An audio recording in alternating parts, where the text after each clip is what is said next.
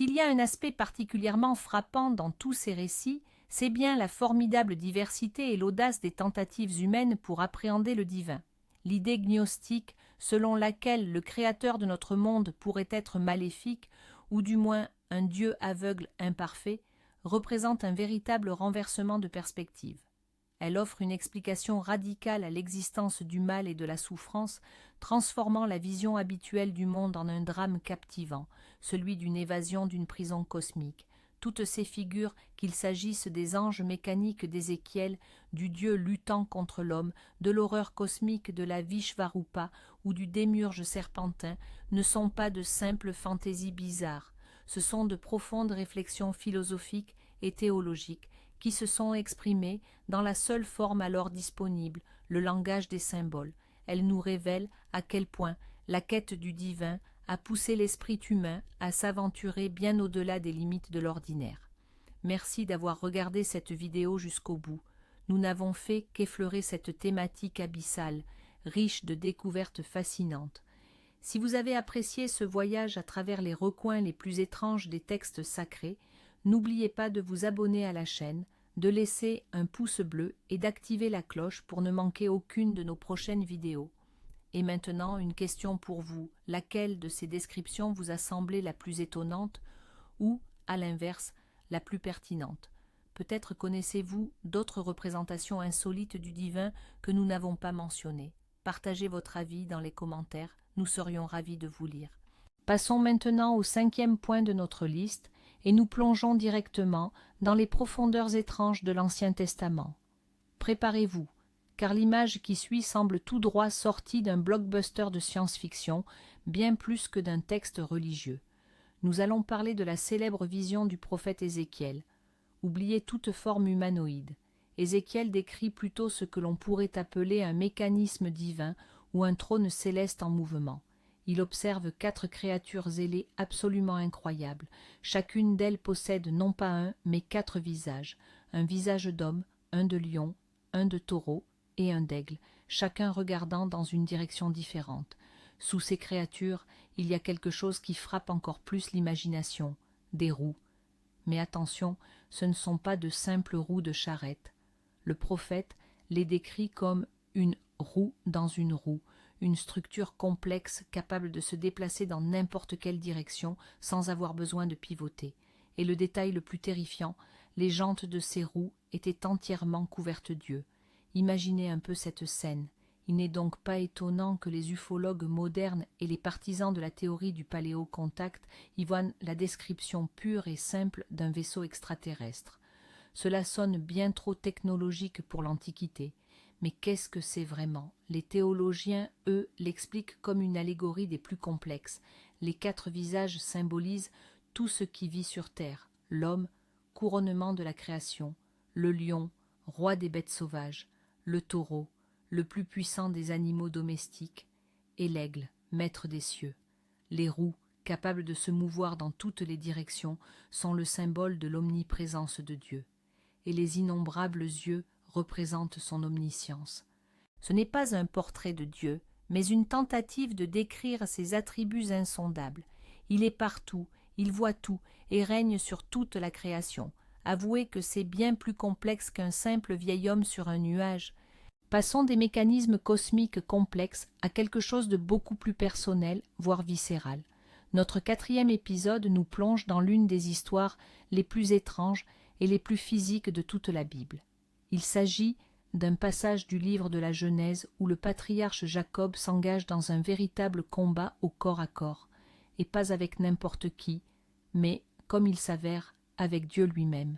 Imaginez la scène.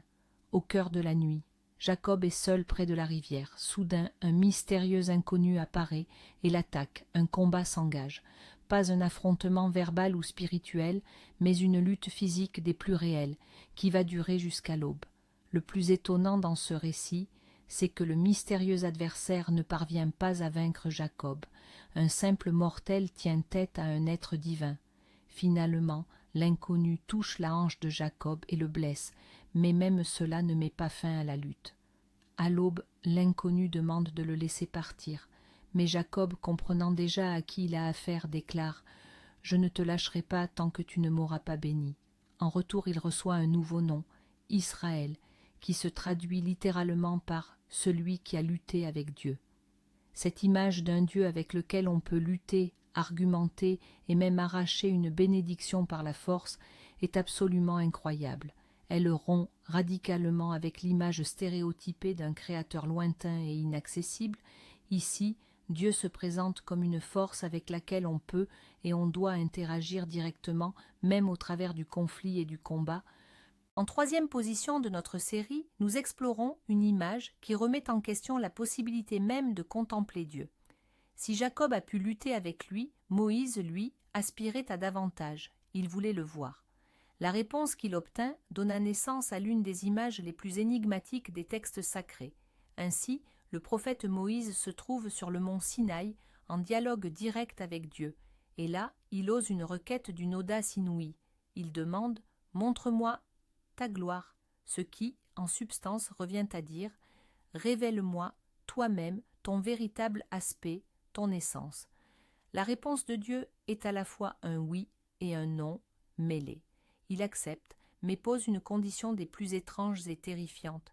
Il explique à Moïse qu'il ne pourra pas voir sa face, car, et c'est la phrase clé, « l'homme ne peut me voir et survivre ». À la place, Dieu propose un dispositif ingénieux. Il lui dit qu'il le dissimulera dans la fente d'un rocher, puis il le couvrira de sa main pendant qu'il passera, et ce n'est qu'après son passage qu'il retirera sa main, permettant alors à Moïse de n'apercevoir que la partie postérieure de Dieu. Mais que signifie cela au juste? Bien sûr, il ne s'agit pas d'un dos au sens physique du terme. Cette image est une métaphore d'une puissance inouïe. La face de Dieu représente son essence plénière et insondable, un contact direct avec laquelle anéantirait tout mortel, tandis que sa partie postérieure symbolise ses traces dans le monde, ses œuvres, les manifestations de sa gloire. C'est tout ce que la perception humaine est capable d'endurer sans être anéantie. C'est l'idée que Dieu est d'une grandeur telle que nous ne pouvons le saisir qu'indirectement, à travers les effets de sa présence. Passons maintenant de l'univers des religions abrahamiques à l'Orient, dans le monde de l'hindouisme, où nous attend notre deuxième exemple. Si les descriptions précédentes étaient étranges et énigmatiques, celle-ci est réellement démesurée, grandiose et même terrifiante. Nous allons parler de la forme cosmique de Krishna, connue sous le nom de Vishvarupa. L'histoire se déroule sur le champ de bataille, telle que décrite dans le texte sacré de la Bhagavad Gita. Le grand guerrier Arjuna hésite à combattre ses propres proches. Son orige, Krishna, qui est en réalité un avatar du dieu suprême Vishnu, lui prodigue ses conseils. Pour prouver sa nature divine, Krishna accepte alors de révéler à Arjuna sa véritable forme, sa forme cosmique. Ce qui s'offre à la vue d'Arjuna dépasse toute imagination et logique humaine. Il ne perçoit pas une simple figure, mais un univers entier contenu dans un seul corps. D'innombrables visages, yeux, bras et bouches tournés dans toutes les directions. Un corps resplendissant plus intensément que 1000 soleils levés simultanément dans le ciel. À l'intérieur de cette forme, Arjuna voit toute la création, tous les dieux, tous les démons, tous les êtres humains, toutes les planètes et les galaxies. Il contemple le passé, le présent et l'avenir. Il voit les guerriers, y compris ses propres ennemis, se précipiter dans les bouches ardentes de cette divinité pour être engloutis, tels des papillons de nuit attirés par la flamme. Cette vision est si puissante et terrifiante qu'Arjuna, le plus grand des guerriers, est saisi de tremblement et d'horreur. Il supplie Krishna de dissimuler ce spectacle et de reprendre sa forme habituelle, celle d'un être humain. La Vishvarupa n'est pas une simple description physique, c'est la démonstration de la totalité absolue, insondable et parfois même effrayante de Dieu, qui est à la fois le créateur et le destructeur de tout ce qui existe. Et nous voici enfin arrivés au sommet de notre exploration, la conception de Dieu la plus radicale et peut-être la plus choquante de toutes celles que nous avons abordées aujourd'hui. Et si le créateur de notre monde n'était pas un créateur omnibienveillant et sage, mais une erreur, un être imparfait, ignorant, voire maléfique, bienvenu dans le monde du gnosticisme et de son principal antagoniste, le démiurge.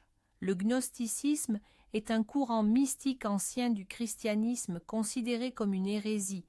Les gnostiques croyaient qu'il existait un Dieu véritable, inconnaissable et parfait, résidant dans le monde spirituel de la lumière. Quant à notre monde matériel, avec toutes ses souffrances, ses maladies et sa mort, il n'aurait pas été créé par lui. Selon leur doctrine, notre monde est l'œuvre d'une divinité inférieure nommée Yaldabaoth, ou le démiurge. Il serait apparu suite à une erreur de l'un des êtres spirituels supérieurs et aurait été séparé de la plénitude divine. Ce créateur était décrit comme aveugle, ignorant et arrogant. On le représentait souvent avec une tête de lion et un corps de serpent, symbole de la fureur et des instincts primaires. Le démiurge, dans son ignorance, se serait proclamé à tort le seul Dieu. En reprenant une phrase de l'Ancien Testament, « Je suis un Dieu jaloux, et il n'y a pas d'autre Dieu que moi ». Selon l'enseignement des gnostiques, c'est lui qui aurait emprisonné les étincelles divines, nos âmes, dans une prison de chair, nos corps matériels. Cette idée bouleverse complètement la vision du monde établi. Ici, le Dieu créateur de l'Ancien Testament n'est pas un objet d'adoration, mais un tyran cosmique, un geôlier, et le but principal de la vie humaine n'est pas de le servir, mais, à travers la connaissance secrète, la gnose, de s'éveiller, de prendre conscience de sa véritable nature spirituelle et de s'échapper de sa prison matérielle pour retourner chez soi dans le monde du véritable Dieu. C'est sans aucun doute la description de Dieu la plus étrange et la plus rebelle de l'histoire. Ce qui est peut-être le plus frappant dans toutes ces histoires, c'est de réaliser à quel point les tentatives humaines de comprendre le divin ont été diverses et audacieuses. L'idée gnostique d'un créateur de notre monde qui serait malveillant, ou du moins un Dieu aveugle imparfait, est un véritable bouleversement. Elle offre une explication radicale à l'existence du mal et de la souffrance dans le monde, transformant la vision habituelle de notre univers en un drame d'évasion d'une prison cosmique.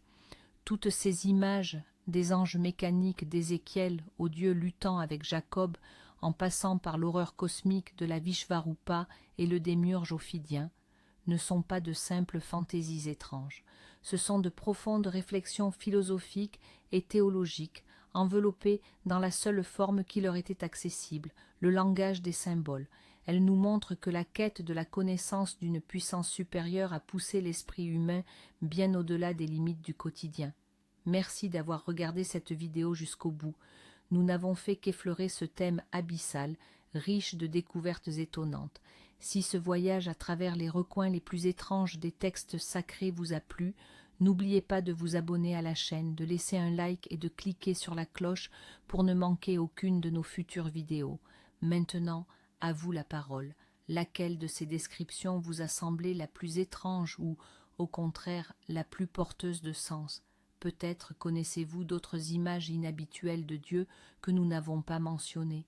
Partagez votre avis dans les commentaires, ce serait très intéressant de vous lire